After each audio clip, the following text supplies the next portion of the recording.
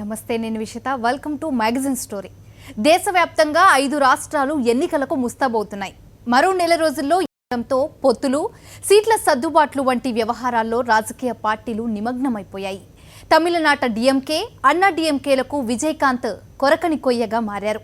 పశ్చిమ బెంగాల్లో కాంగ్రెస్, సిపిఎం దోస్తిపై సర్వత్రా విమర్శలు వినపడుతున్నాయి. కేరళలో లెఫ్ట్ ఫ్రంట్ ఊపు మీద ఉండగా అసోంలో కాంగ్రెస్, బీజేపీలు హోరాహోరికి సిద్ధమవుతున్నాయి. చిన్న రాష్ట్రమైన పుదుచ్చేరి కూడా ఎన్నికలకు సిద్ధమైంది. పంచతంత్ర, దీనిపైన ఇవాల్టి మ్యాగజైన్ స్టోరీ.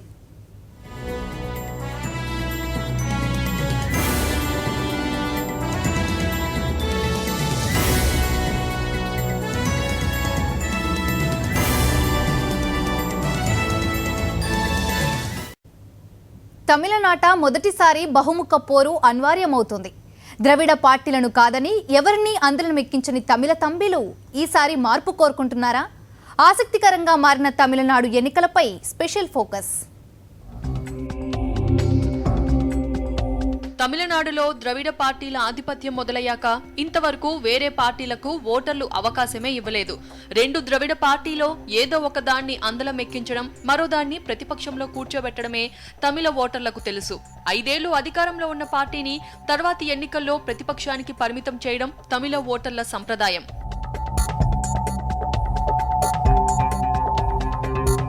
ఆ సంప్రదాయం ప్రకారం ఇప్పుడు అధికారంలో ఉన్న అన్నా డిఎంకే పార్టీని ప్రతిపక్షానికి పంపి ఇప్పుడు ప్రతిపక్షంలో ఉన్న డిఎంకేకి పట్టం కట్టాలి.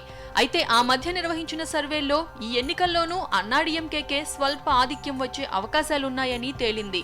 దీంతో అన్నా డిఎంకే శ్రేణుల్లో ఉత్సాహం ఉరకలు వేస్తోంది. మరింత కష్టపడితే మరోసారి అధికారంలోకి రావచ్చని అన్నా డిఎంకే పట్టుదలగా ఉంది. అన్నా డిఎంకే ప్రచారమంతా అమ్మదే. అమ్మని చూసే ఎవరైనా ఓటేసేది. ఎన్నికల ఏడాదిలో జయలలిత రకరకాల సంక్షేమ పథకాలతో సామాన్య ప్రజలను ఆకట్టుకున్నారు. ఇక ప్రతిపక్షంలో ఉన్న డిఎంకే పార్టీ అగ్రనేత కరుణానిధికి ఈ ఎన్నికలు చాలా కీలకం. ఈ ఎన్నికల్లో కూడా డిఎంకే ప్రతిపక్షానికి పరిమితమైతే డిఎంకే మనుగడ సాగించడమే కష్టమవుతుంది. ఈ విషయం కరుణానిధికి బాగా తెలుసు. ఈ ఎన్నికల్లోనే పూర్తి స్థాయిలో ప్రచారం చేయగల స్థితిలో కరుణానిధి లేరు. వయసు మీద పడిన కరుణానిధి ఆరోగ్యం అంతంత మాత్రంగానే ఉంది. కరుణానిధికే కాదు, అన్నా డిఎంకేకి ఇవి కీలక ఎన్నికలే. ఎందుకంటే ఈ ఎన్నికల్లో ఓడితే జయలలిత కూడా తిరిగి రాజకీయంగా పూర్వ వైభవాన్ని పొందడం అంత తేలిక కాదు.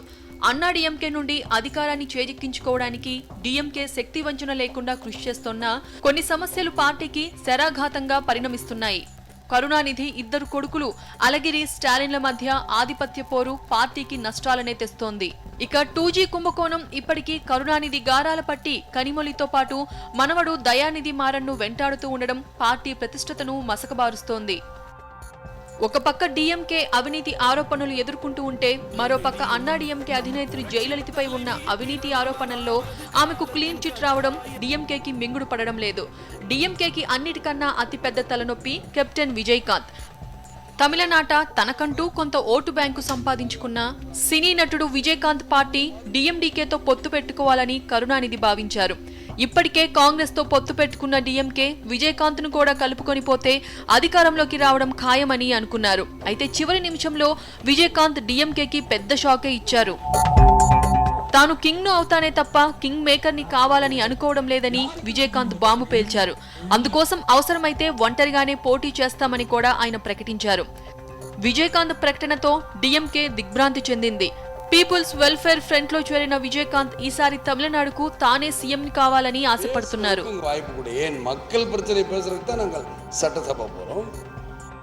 విజయకాంత్ విడిగా పోటీ చేయడం తమకు లాభిస్తుందనేది అన్నా డిఎంకే అంచనా. ప్రభుత్వ వ్యతిరేక ఓట్లలో విజయకాంత్ చీలిక తెస్తారని, అది అంతిమంగా తమకే లాభం చేకూరుస్తుందని అన్నా డిఎంకే శ్రేణులంటున్నాయి. తమిళనాడులో విజయకాంత్ కో ఇమేజ్ ఉంది.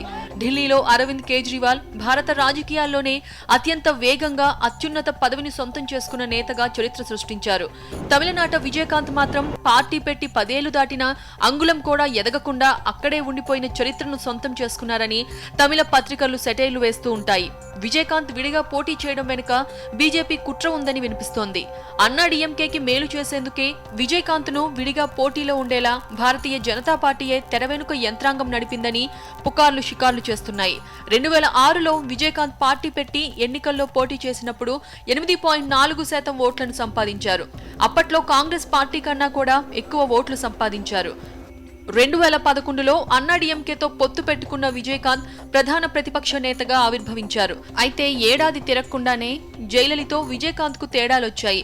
దాంతో ఆయన బయటకు వచ్చారు. అప్పుడు జయలలిత మాట్లాడుతూ విజయకాంత్ పార్టీతో పొత్తు పెట్టుకోవాలని తానెప్పుడూ తహతహలాడలేదన్నారు. పార్టీ కార్యకర్తల అభీష్టం మేరకే అప్పట్లో పొత్తు కుదిరిందన్నారు.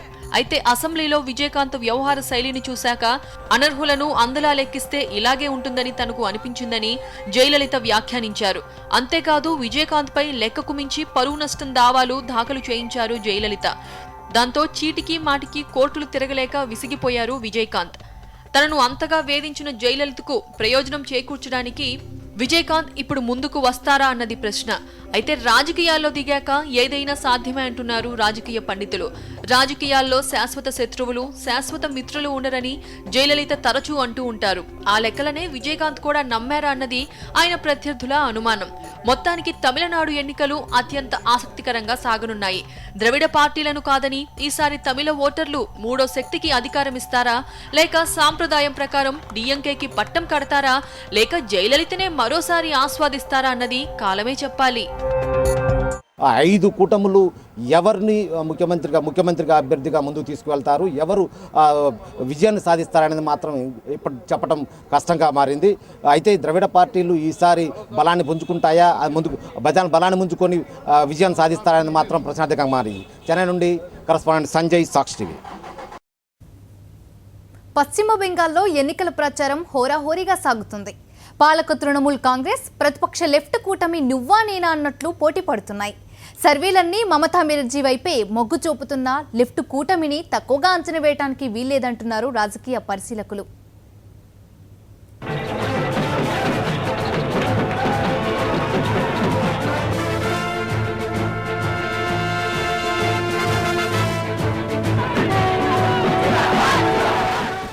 ఐదేళ్ల క్రితం నాటి ఓటమిని బెంగాల్లో వామపక్ష కూటమి ఇప్పటికీ జీర్ణం చేసుకోలేకపోతుంది. ఈసారి ఎలాగైనా సరే మమతా బెనర్జీని ఇంటికి పంపి తిరిగి అధికారంలోకి రావాలని సిపిఎం వ్యూహకర్తలు చాలా పట్టుదలగా ఉన్నారు. కామ్రేడ్లు ఎంత కసిగా ఉన్నారంటే తృణమూల్ను ఓడించడం కోసం తమ ఆగర్భ శత్రువైన కాంగ్రెస్ పార్టీతో ఎన్నికల పొత్తుకు కూడా కామ్రేడ్లు వెనకాడలేదు. చిత్రం ఏంటంటే దేశంలో 5 రాష్ట్రాలకు ఎన్నికలు జరగనున్నాయి. వీటిలో కేరళ కూడా ఉంది. కేరళలో సిపిఎం, కాంగ్రెస్ లో ప్రత్యర్థులు, అదే పశ్చిమ బెంగాల్లో మిత్రపక్షాలు. రాజకీయ వైచిత్రికి ఇంతకన్నా దారుణమైన నిదర్శనం మరోటుండదని మేధావులు పెదవి విరుస్తున్నారు. కాంగ్రెస్ సిపిఎం పొత్తును పుచ్చకాయతో పోలుస్తున్నారు తృణమూల్ కాంగ్రెస్ నేతలు. పుచ్చకాయ తొక్కలోని ఆకుపచ్చ రంగు కాంగ్రెస్ దైతే లోపలి ఎర్రగుజ్జు సిపిఎం అని వారు అభివర్ణిస్తున్నారు. పుచ్చకాయ పొత్తుతో జాగ్రత్తగా ఉండాలని తృణమూల్ కాంగ్రెస్ ఓటర్లను హెచ్చరిస్తోంది. With the Congress Party of India, Marxist, the CPIM. Well, it's a shameless alliance. We all know they've always been together. The watermelons. And in fact in Kerala, they shouldn't have any elections now. The Congress and the CPM should have a meeting in Delhi to find out how many seats each one will win. But nevertheless, 5 ఏళ్ల క్రితం పశ్చిమ బెంగాల్లో కామ్రేడ్ల కంచుకోటను బద్దలు కొట్టారు మమతా బెనర్జీ. 100 ఏళ్లు పైబడిన Congress party వల్ల కాని పనిని పశ్చిమ బెంగాల్లో తృణమూల్ కాంగ్రెస్ చేసి చూపించింది. ఆ ఘనత ఖచ్చితంగా మమతా బెనర్జీదే.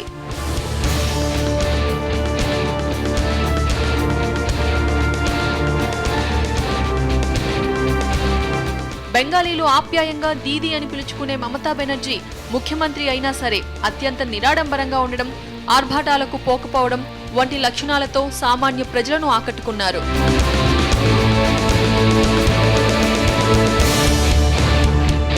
ఆ కారణంగానే స్థానిక సంస్థల్లోనూ బెంగాల్లో మమతా బెనర్జీ హవా కొనసాగింది.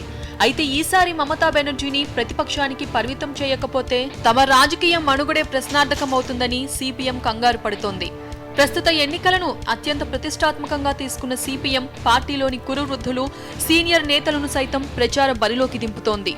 ఒక్క ఓటును కూడా నిర్లక్ష్యం చేయకూడదన్నంత పట్టుదలగా ఉంది సిపిఎం.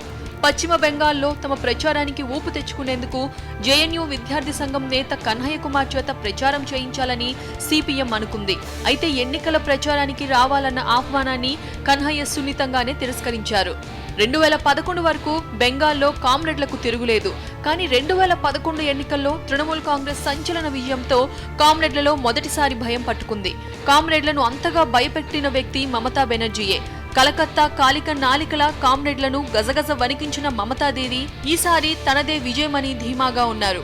కాంగ్రెస్ సిపిఎంలు పొత్తు లేకుండా విడివిడిగా పోటీ చేస్తే మమతా బెనర్జీకి మరిన్ని ఎక్కువ స్థానాలొస్తాయనేది సర్వేల జోష్యం.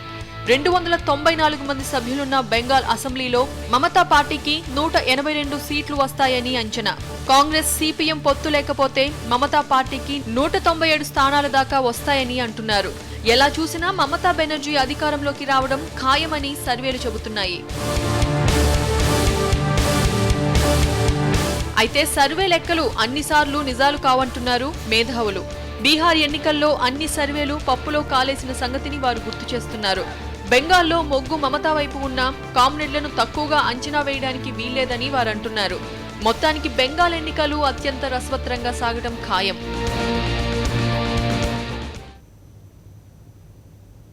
నారదునికి కలహభోజనుడు అని పేరు. వివాదం రేగితే కానీ ఆయనకు తృప్తిగా ఉండదంటారు. ఆయన పేరే పెట్టుకున్న ఓ వెబ్ పోర్టల్ ఇప్పుడు బెంగాల్లో కలకలం రేపుతోంది. నారద న్యూస్ పోర్టల్ నిర్వహించిన స్టింగ్ ఆపరేషన్ బెంగాల్ రాజకీయాల్లో పెను ప్రకంపనలు సృష్టిస్తోంది. ఎన్నికల వేళ వెలుగులోకి వచ్చిన స్టింగ్ ఆపరేషన్ తృణమూల్ కాంగ్రెస్ ఫలితాలపై ఎలాంటి ప్రభావం చూపుతుందా అని కామ్రేడ్లు ఆశగా ఎదురు చూస్తున్నారు. అసెంబ్లీ ఎన్నికలకు రంగం సిద్ధమవుతున్న వేళ ఓ స్ట్రింగ్ ఆపరేషన్ బెంగాల్లో పెను ప్రకంపనలు రేపుతోంది. నారద న్యూస్ పోర్టల్ నిర్వహించిన ఆ ఆపరేషన్ ప్రస్తుతం రాజకీయ ప్రకంపనలు సృష్టిస్తోంది. జర్నలిస్టులు మాథ్యూ శామ్యూల్, ఏంజెల్ అబ్రహం ఆధ్వర్యంలో ఈ స్టింగ్ ఆపరేషన్ జరిగింది. అవినీతిని అంతం చేస్తామని, పాలనలో పారదర్శకత పాటిస్తామని హామీ ఇస్తూ తృణమూల్ కాంగ్రెస్ అధికారంలోకి వచ్చిందని పేర్కొన్న నారద న్యూస్ వాస్తవ పరిస్థితిని తెలుసుకునే ఉద్దేశంతోనే ఈ ప్రయత్నం చేశామని పేర్కొంది. ఈ క్రమంలో అధికార పార్టీ నేతల నిజ రూపాలను బయటపెట్టాలని భావించామని, అందులో భాగంగా 2014 నుంచి 2 ఏళ్ల పాటు స్ట్రింగ్ ఆపరేషన్ నిర్వహించామని వెల్లడించింది.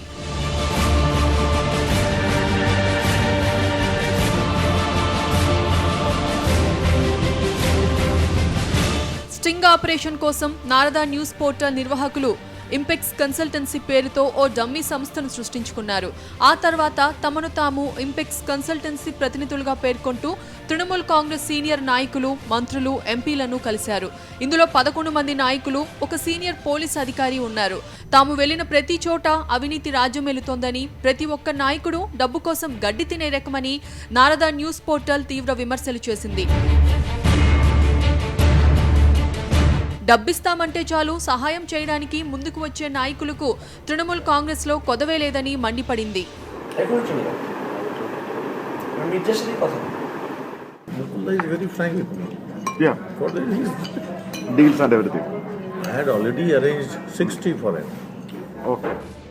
స్టింగ్ ఆపరేషన్ లో భాగంగా న్యూస్ పోర్టల్ నిర్వాహకులు మొదట సీనియర్ పోలీస్ అధికారి SMH మీర్జాను కలిశారు. ఈయన బుర్ద్వాన్ జిల్లాకు ఎస్పీగా పనిచేశారు. తృణమూల్ కాంగ్రెస్ ఉపాధ్యక్షుడు ముకుల్ రాయ్ కు తాను సన్నిహితున్నని మీర్జా పేర్కొనడం గమనార్హం. Just before you, another chat. We've seen that two people with one briefcase. He refused to take that. Dharman. He told ki go to Mirza, keep it there. I'll take it from Mirza. Impex కన్సల్టెన్సీకి అన్ని విధాలుగా సహకరిస్తానంటూ తమ దగ్గర నుంచి మీర్జా డబ్బులు పుచ్చుకున్నారని Narada News ఆరోపించింది.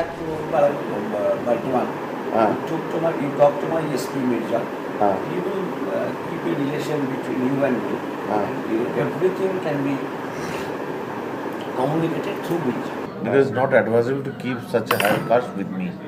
Such a huge hard cash with me. So he's scared of some enforcement raid. Yes. So that's why he was saying that now this election is there, not only enforcement raid, rather this observer, expenditure observer. It matters. Expenditure observer, if they get a clue and if they hold it and they get something, then it will be, this party will be spoiled. Hold. Be to my office. I am not taking it straight. Okay. So I will tell my man. So he will give it to me. Trinamool senior నాయకులు కూడా డబ్బులకు కక్కుర్తి పడే రకమని Narada news పేర్కొంది. Party మాజీ ప్రధాన కార్యదర్శి ముకుల్ రాయ్, ఎంపీలు సుల్తాన్ అహ్మద్, సౌగత్ రాయ్, సుంభేదు అధికారి, కకోలి ఘోష్ దస్తీదార్, ప్రసూన్ బెనర్జీ తదితరులు తమ దగ్గర నుంచి లంచం పుచ్చుకున్నారని ఆరోపించింది. ముకుల్ రాయ్, సౌగత్ రాయ్, కకోలి ఘోష్ తదితరులు నారదా న్యూస్ ప్రతినిధుల నుంచి డబ్బులు తీసుకుంటున్నట్లు వీడియోలో కనిపించింది. ఒక్కొక్కరికి 5 లక్షల నుంచి 20 లక్షల వరకు ముట్ట చెప్పామని నారదా న్యూస్ ప్రతినిధులు వెల్లడించారు. This is 1,000. This is total 5 lakhs. Thanks. I will give 5. So, but sir, you have to do our work also. That. Whatever you want, my assistance, I will give you. Okay, that's all. My capacity. Yeah, I know. Want any letter, recommendation, phone, I will give. Yeah. No problem. And also lobbying. Lobbying. Lobbying is the most important. Yeah. మంత్రులు కూడా అవినీతికి పాల్పడేవారని Narada news పేర్కొంది. సుబ్రత ముఖర్జీ, మదన్ మిత్రా, ఫిర్హాద్ హకీంలు లక్షలు పుచ్చుకున్నారని తెలిపింది. ఒక్కో మంత్రి ఆయన స్థాయికి తగ్గట్లుగా డబ్బులు వసూలు చేశారని వెల్లడించింది.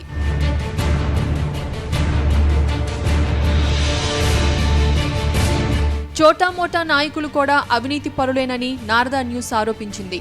Kolkata municipal corporation mayor సోవన్ Chatterjee, youth నాయకుడు కరణ్ శర్మ, సుజన్ కృష్ణలు డబ్బు తీసుకుంటూ వీడియోలో దొరికిపోయారు. సాయం చేస్తూ డబ్బు పుచ్చుకుంటాం. తాము కలిసిన ప్రతి ఒక్కరూ తమతో చెప్పిన మాట ఇదేనని నారదా న్యూస్ పేర్కొంది. సుమారు 56 నిమిషాల పాటు ఈ వీడియో బెంగాల్లో దుమారం రేపుతోంది. బీజేపీ సహా ఇతర పార్టీలకు ఈ వీడియో ఓ మంచి అస్త్రంగా మారింది. మమతా బెనర్జీని టార్గెట్ చేయడానికి ఈ వీడియోను ఆయుధంగా వాడుకుంటున్నాయి. మరోవైపు ఈ ఆరోపణలను తృణమూల్ కాంగ్రెస్ కొట్టిపారేసింది. అదంతా కల్పిత వీడియో అని తోసిపుచ్చింది. ఇదిలా ఉంటే ఈ వీడియో విశ్వసనీయతపై సందేహాలు నెలకొన్నాయి. వీడియోలో కనిపించే దృశ్యాలు నిజమైనవా కావా అన్నది తేలాల్సి ఉంది. దేశంలో ఋతుపవనాలు మొదటగా ప్రవేశించేది ఆ రాష్ట్రంలోనే. అక్కడి నుంచే వరుణ సందేశం దేశమంతటికి చేరుతుంది. ఈ వర్ణ సందేశం సరే, మరి ప్రజా సందేశం ఎలా ఉండబోతుంది? గత అనుభవాలను పునరావృతం చేస్తూ ఆ పాత కొండల్లో ఏదో ఒక కొండను ఢీకొడుతుందా, లేక ఈసారి కాషాగిరిని ఎంచుకుంటుందా? మలయ మార్తం దిశ ఎలా ఉండనుంది? దేశంలోనే అత్యధిక అక్షరాస్యత కలిగిన రాష్ట్రం కేరళ. చదువు సంధ్యలతో పాటు సంప్రదాయాలకు పెద్దపీట వేసే మలయాళీలు రాజకీయంగానూ చురుకుగానే ఉంటారు. అసెంబ్లీ ఎన్నికల వేళ మలయాళీలు ఏం చేయబోతున్నారన్నదే ఇప్పుడు ఆసక్తికరంగా మారింది. ఎందుకంటే ఎన్నికలకు సంబంధించి కేరళకు తమిళనాడుకు ఒక పోలికుంది. ఇక్కడ ఏ పార్టీ కూడా వరుసగా రెండోసారి అధికారంలోకి రాలేదు.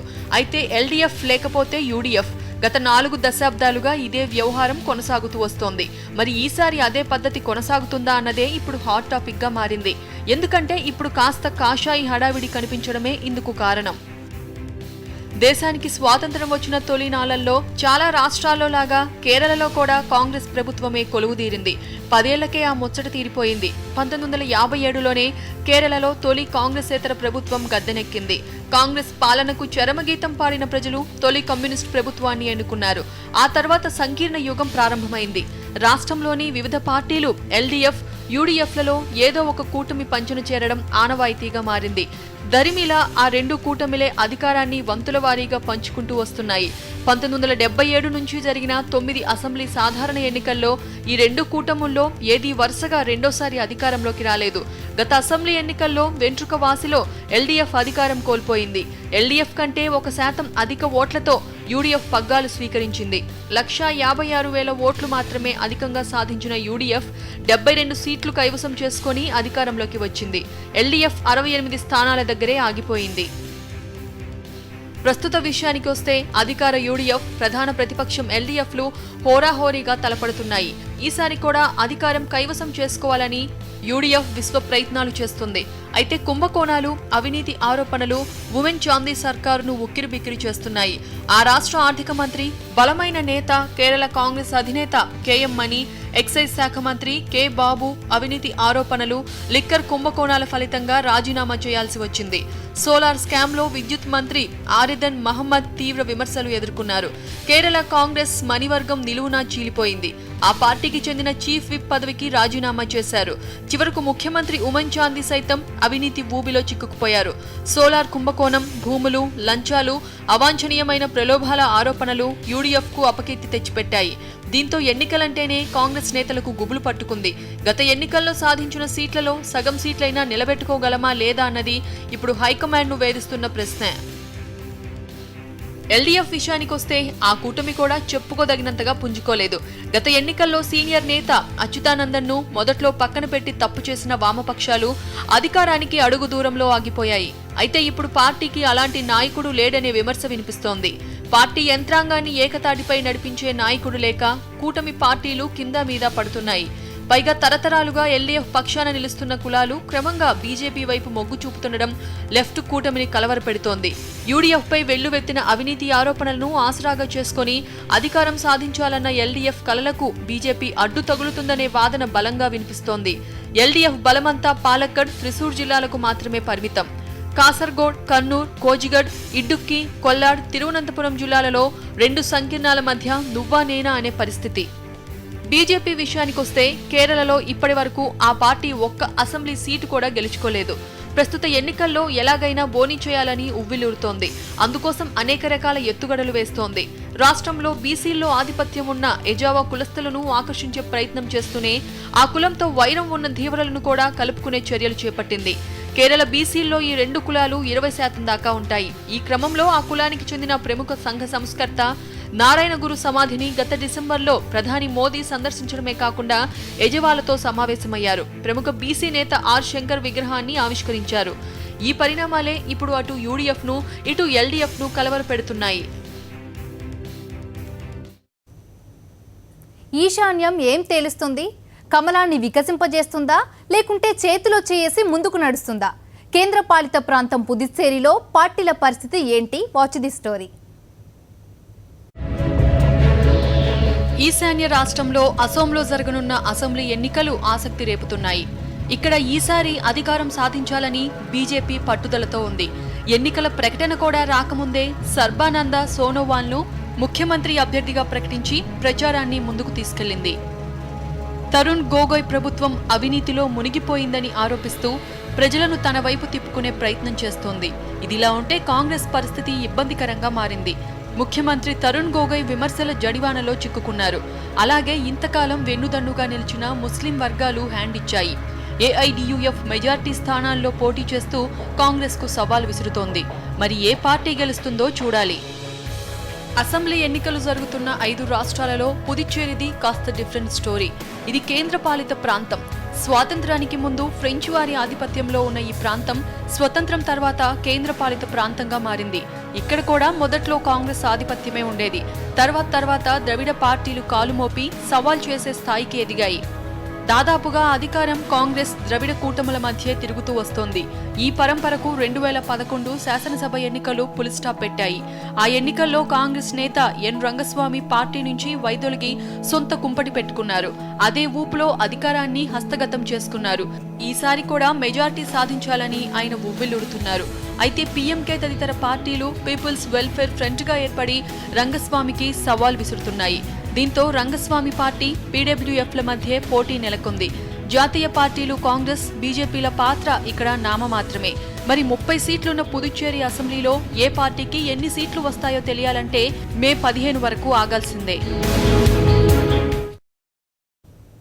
5 రాష్ట్రాల్లోనూ కేంద్రంలో అధికారంలో ఉన్న బీజేపీకి పట్టు అంతంత మాత్రమే. అంచేత ఈ ఎన్నికలు బీజేపీకి అంత ముఖ్యమైనవి కావు. కాంగ్రెస్ పార్టీ మాత్రం అటు బెంగాల్లోనూ లెఫ్ట్తోనూ ఇటు తమిళనాట డీఎంకేతోనూ పొత్తు పెట్టుకుని బరిలోకి దిగుతుంది.